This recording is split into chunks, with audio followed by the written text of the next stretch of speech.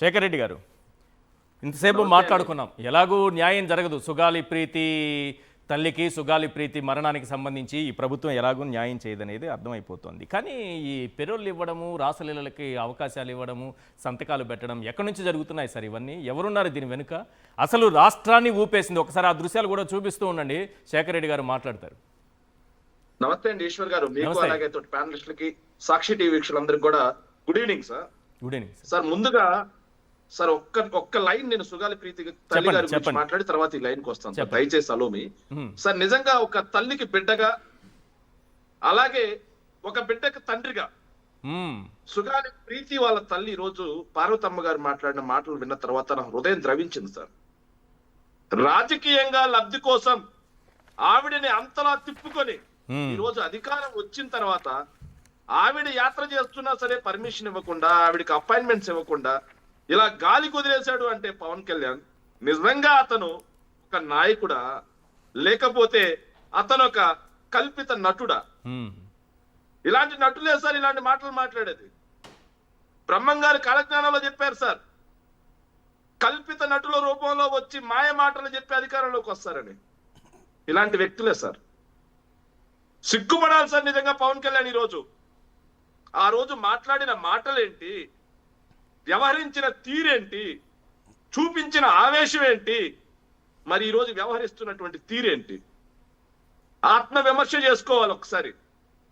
ఆ రోజు రాజకీయ లబ్ధి కోసం వైఎస్ఆర్ కాంగ్రెస్ పార్టీ మీద బురద జల్లడం కోసం సుగాలి వాడుకున్నారు తప్పిస్తే చిత్తశుద్ధి ఉండి కాదు సార్. చిత్తశుద్ధి మాకుంది కాబట్టే జగన్మోహన్ రెడ్డి గారు అన్ని పనులు చేశారు. కరెక్ట్. ఆలోచన చేసుకోవాలి రాష్ట్ర ప్రజలు కూడా. ఆ రోజు పవన్ కళ్యాణ్ గారి మాటలు నమ్మి సుగాలి ప్రీతి అంశం పవన్ కళ్యాణ్ గారు ఎత్తుకున్నారు అని చెప్పి ఆయన వెంట నిలబడిన వాళ్ళు కూడా ఆలోచన చేసుకోవాలి ఒకసారి. ఎస్. ఇంకోటి సార్, మీరు చెప్పారు సార్, సుగాలి ప్రీతి కేసుకి రెడ్ సిగ్నల్. అవును, సుగాలి ప్రీతి గారి కేసు ఒక్కదానికే కాదు సార్, మచ్చుమరి బాలిక కేసుకి రెడ్ సిగ్నల్, రామగిరి బాలిక కేసుకి రెడ్ సిగ్నల్, మైలవరం డ్యామ్ దగ్గర బాలిక కేసుకి రెడ్ సిగ్నల్. ఇలా 200కు పైగా మహిళల మీద అత్యాచారాలు జరిగితే వాటిని విచారణ చేయడానికి రెడ్ సిగ్నల్ సార్. కానీ ఇక్కడ మాత్రం పెరోల్ ఖైదీకి నిజంగా రెడ్ లైటే సార్. అది దారుణం సార్. ఎవరు సార్? హోంమంత్రి గారు మాట్లాడుతుంటే నవ్వొచ్చింది సార్ నాకు. హోంమంత్రి గారు సర్క్యులర్ ఇవ్వకుండా, సార్ మీరు ఒక జర్నలిస్ట్ సార్, ఎన్నో సంవత్సరాల నుంచి జర్నలిజం ఉన్నారు, చదువుకున్న ప్రతి ఒక్కరికి తెలుసు సార్, పెరోల్ అనేది హోంమంత్రి గారు సర్క్యులర్ ఇవ్వకుండా ఏ ఒక్క ఖైదీ అయినా బయటకు వస్తారా? మేడం గారు దాని వెనక ఏదో ఉంది, విచారణ జరపాలని ఏదో కొంకణి భాషలో మాట్లాడితే మనకు అర్థం కానట్టుగా మేడం గారు తెలుగులో మాట్లాడినా మనకు అర్థం కాలేదు సార్. మళ్ళీ అక్కడ ఒక మాట అన్నారు సార్, మీరు అందరూ నాకు సోదరులు లాంటి వాళ్ళు అన్నారు. ఎందుకన్నారో తెలియట్లేదు సార్ నాకు ఆ మాట. ఓ సోదరుల మీరు కూడా మేడం కి తప్పు లేదని చెప్పారని అంతే. సార్ ఇలా ఇరుకుని పెట్టే ప్రశ్నలు నన్ను అడగొద్దు అనే సార్ దాని అర్థం. సార్ ఆవిడ సార్ అరుణా గారు అంట సార్, అరుణా గారికి ఆ శ్రీకాంత్ అనే అతనికి బెయిల్ వచ్చిందంట సార్. దాని మీద వైఎస్ఆర్ కాంగ్రెస్ పార్టీ మీద బురద చేయాలని చూశారు సార్. సార్ వాస్తవంగా మాట చెబుతున్నాను సార్, ఎవరి అరుణ, ఎవరికి సంబంధం?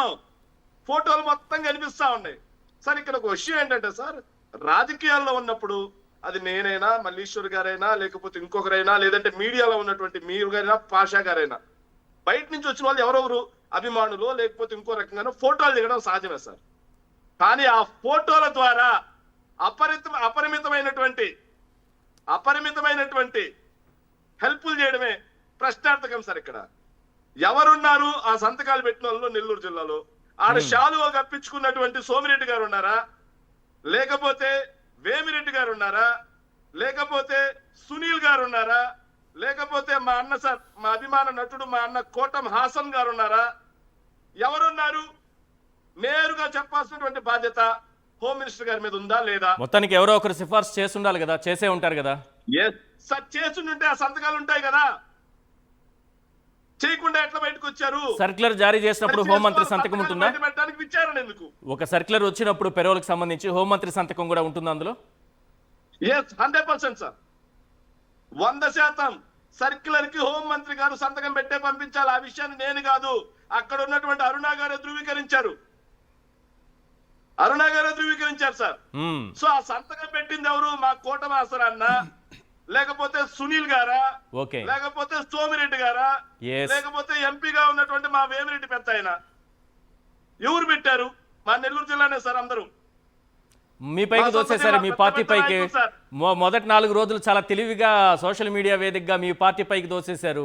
అసలు వాస్తవాలు బయటకు వచ్చాక అందరూ సైలెంట్ అయిపోయారు. అంటే మీరు వదిలేస్తారు అనుకున్నారు, మీరు వదలలేదులేండి. వైఎస్ఆర్సీపీ వాళ్ళు కూడా జాగ్రత్తగానే హ్యాండిల్ చేస్తున్నారు. Sir YSR Congress party social media తాట తీసి వదిలిపెట్టద్ది అని తెలుసు కూడా.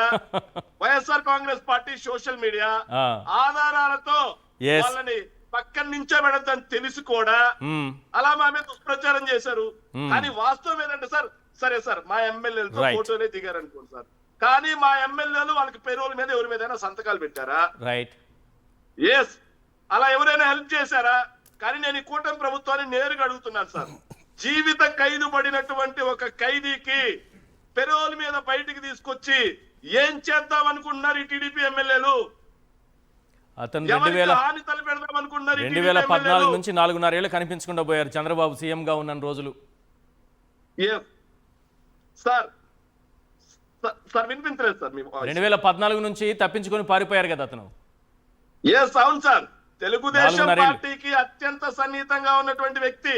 ఎస్ ఎస్, కోటం ఆసనానికి అత్యంత సన్నిహితంగా మెలుగుతున్నటువంటి వ్యక్తి. రైట్ రైట్ సార్ చివరిగా ఒక్క మాట సార్, చివరిగా నేను ఒక్క ఎస్ మాట కన్క్లూడ్ అడుగుతున్నాను చేయండి సార్. కన్క్లూడ్ చేయండి. సార్, ఈ ప్రభుత్వం అలా జీవిత ఖైదు పడినటువంటి వ్యక్తిని బయటికి తీసుకొచ్చి మ్మ్, ఏదైతే నిబంధనలు తుంగలో దొక్కి మరి బయటికి తీసుకొచ్చి ఎవరికి హాని తలపెట్టదలుచుకున్నారు? హోంమంత్రి గారు నేరుగా సమాధానం చెప్పాలి. అదే విధంగా Right. ఆ సంతకాలు పెట్టినటువంటి మ్మ్, మా నిల్వ అమాత్యులు ఎవరు, లేకపోతే ఎమ్మెల్యేలు ఎవరు అనేది నేరుగా సమాధానం చెప్పాలి. Right. సంతకం చూసి చెప్పడానికి విచారణ ఎందుకని చెప్పి నేను ఈ సందర్భంగా మీ ద్వారా హోంమంత్రి గారిని డిమాండ్ చేస్తున్నాను సార్.